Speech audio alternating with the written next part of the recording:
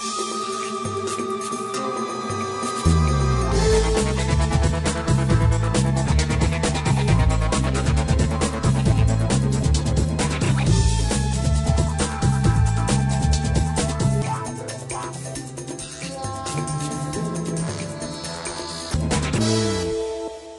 দর্শক, শুভেচ্ছা।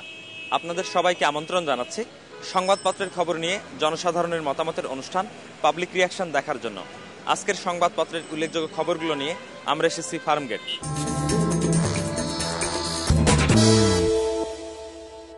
শান্তিপূর্ণ কর্মসূচিতে বাধা দিলে হরতাল, গণ অনশন থেকে খালেদা জিয়ার হুঁশিয়ারি আজকের সংবাদপত্রের একটি উল্লেখযোগ্য খবর। চলুন এই খবরটি নিয়ে কথা বলি জনগণের সাথে। আলোচনার মাধ্যমে বা এই যে শান্তিপূর্ণ যেটা হচ্ছে, যেমন আগে হরতাল করতো বা হরতালের আগে দেখা গেছে গাড়ি পুরাতো, করতো, এই জিনিসগুলো না করে এখন অনশন বা এই ধরনের যদি কর্মসূচি হয় সেটাতে হয়তো জনগণ সাড়া দিতেও পারে। দলীয় সরকারের অধীনে কোনো নির্বাচনে সুষ্ঠু হবে না, সুতরাং এটা এখন বাংলাদেশের 99% লোকের তত্ত্বাবধায়ক সরকারের অধীনে নির্বাচন হবে। নির্বাচন হয়ে যে জিতবে সেই আসবে ক্ষমতা।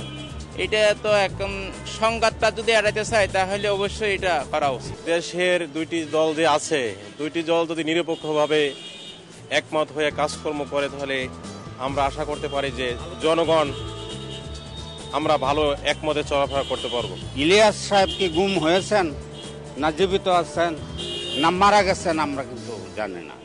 তো সেই ক্ষেত্রে 5 দিন হরতাল হলো, পুড়িয়ে মানুষ মারা হলো, এটা তো ঠিক না। তো হরতাল এই দেশে আর আমি মনে করি প্রয়োজন। কোনো দল আওয়ামী লীগ বিরোধী দলে গেলেও হরতাল করা ঠিক হবে না। তত্ত্বাবধায়ক আসলে আমরা আশা করি সুষ্ঠু এবং সুন্দর নির্বাচন হবে, আর তত্ত্বাবধায়ক না আসলেই কোনো দলের বিশ্বাস অর্জন হবে না। বাইরের যে তো আন্দোলন, এগুলি জনদুর্ভোগ, এগুলি তো কোনো ফল আসে না।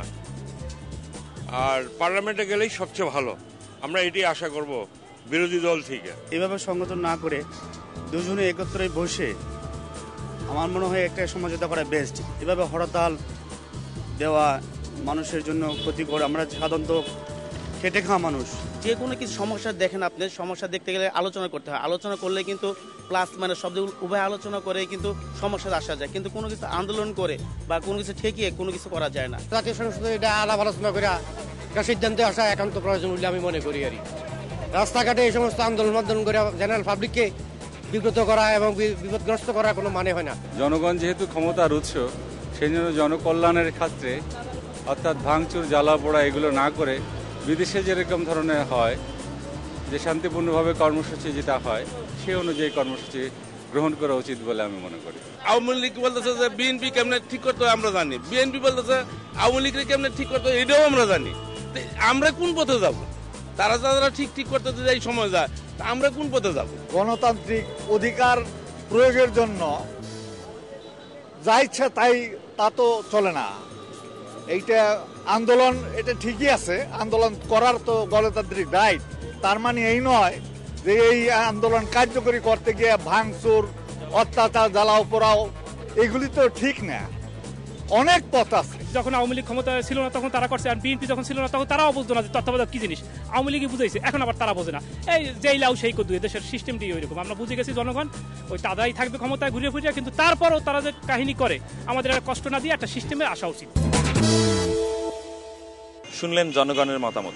আপনারা যে যেখানে বসে আমাদের এই অনুষ্ঠান দেখছেন, আপনাদের সবাইকে ধন্যবাদ জানিয়ে শেষ করছি আমাদের আজকের অনুষ্ঠান পাবলিক রিয়াকশন। সবাই ভালো থাকুন, সুস্থ থাকুন।